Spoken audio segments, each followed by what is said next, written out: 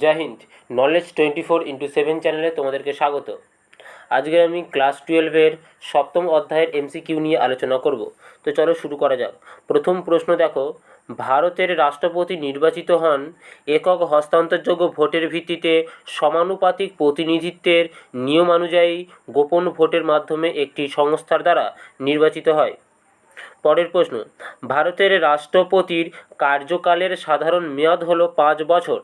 পরের প্রশ্ন, ভারতের রাষ্ট্রপতিকে নির্বাচনের জন্য গঠিত নির্বাচক সংস্থায় থাকেন প্রতিটি অঙ্গরাজ্যের এবং দিল্লি ও পুদুচেরি বিধানসভার নির্বাচিত সদস্যরা ছাড়াও পার্লামেন্টের উভয় কক্ষের নির্বাচিত প্রতিনিধিরা। পরের প্রশ্ন, ভারতের রাষ্ট্রপতিকে পদচ্যুত করা যায় ইমপিচমেন্ট পদ্ধতির মাধ্যমে। তোমাদের বলে রাখি, এই ইমপিচমেন্ট পদ্ধতিটির উল্লেখ আছে সংবিধানের 61 নম্বর ধারায়। পরের প্রশ্ন, রাষ্ট্রপতি রাজ্যসভায় মনোনীত করতে পারেন 12 জন বিশিষ্ট ব্যক্তিকে। Option C.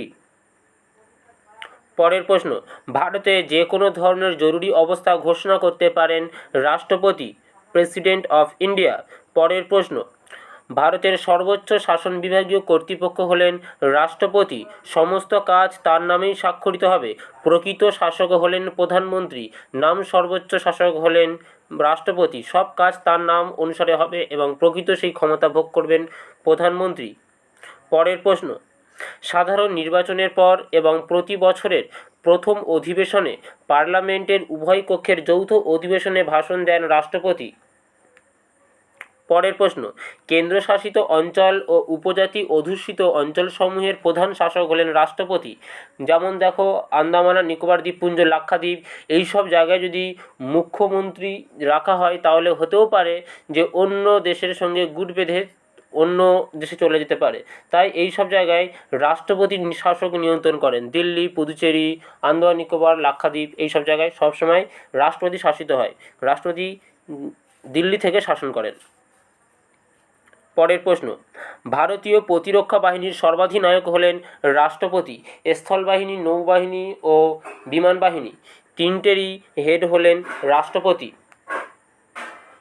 পরের প্রশ্ন, রাজ্যসভায় 12 জন বিশিষ্ট ব্যক্তি এবং লোকসভায়, এখানে ভালো করে দেখো, এখানটায় রাজ্যসভায় হয়ে গেছে, প্রিন্টিং মিস্টেক, এখানটায় লোকসভায় হবে।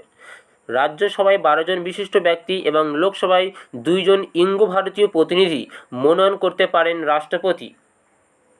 পরের প্রশ্ন, ভারতের রাষ্ট্রপতি জরুরি অবস্থা ঘোষণা করতে পারেন সংবিধানের 352 নম্বর ধারায়।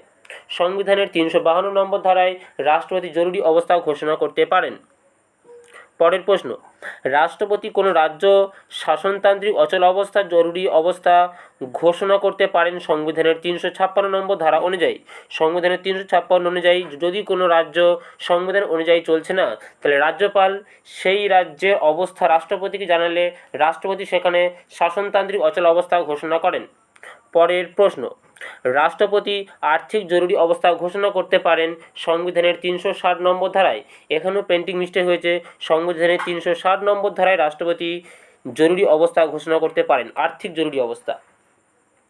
পরের প্রশ্ন, সাধারণত রাষ্ট্রপতি ক্যাবিনেটের পরামর্শক্রমে কাজ করবেন, এই মন্তব্যটি করেছেন ডক্টর বি.আর. আম্বেদকর। পরের প্রশ্ন, আমাদের রাষ্ট্রপতি অবশ্যই জড় যন্ত্রবৎ ক্রিয়াশীল নয়, এই মন্তব্যটি করেছেন জওহরলাল নেহেরু।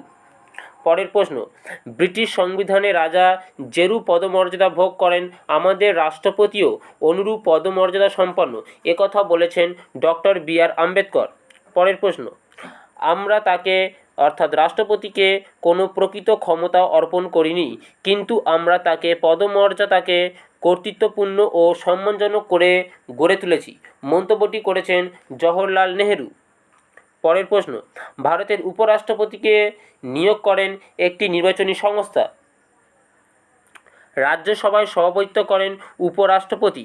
উপরাষ্ট্রপতির প্রধান কাজই হল রাজ্যসভায় সভাপতিত্ব করা। পরের প্রশ্ন, সংবিধানের 74(1) নম্বর ধারা অনুযায়ী বা অনুসারে রাষ্ট্রপতিকে সাহায্য ও পরামর্শ করতে পারেন প্রধানমন্ত্রীর নেতৃত্বে পরিচালিত একটি মন্ত্রিসভা অর্থাৎ ক্যাবিনেট।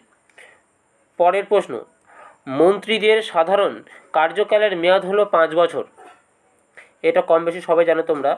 ভারতের কেন্দ্রীয় মন্ত্রিসভার সদস্যদের নিয়োগ করেন রাষ্ট্রপতি। ভারতের প্রধানমন্ত্রীকে নিয়োগ করেন রাষ্ট্রপতি। লোকসভার নেতা ও নেত্রী হলেন প্রধানমন্ত্রী। ভারতে তারকামণ্ডলীর মধ্যে বিরাজমান চন্দ্র বলে চিহ্নিত করা হয় প্রধানমন্ত্রীকে।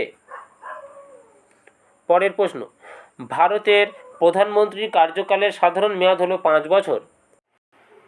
ভারতের যে কোনো রাজ্যের শাসনতান্ত্রিক যাবতীয় ক্ষমতা তত্ত্বগতভাবে ন্যস্ত থাকে রাজ্যপালের হাতে।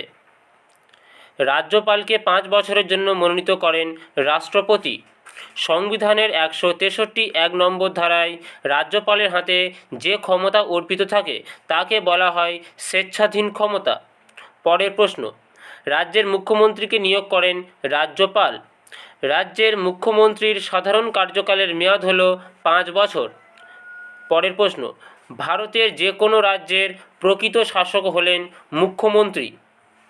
তো এই ছিল তোমাদের পুরোপুরি MCQ। আশা করি তোমাদের ভালো লেগেছে। যদি ভালো লেগে থাকে তাহলে নলেজ 24x7 চ্যানেলকে সাবস্ক্রাইব করে অবশ্যই আমাদের পাশে থাকবেন। ধন্যবাদ। জয় হিন্দ।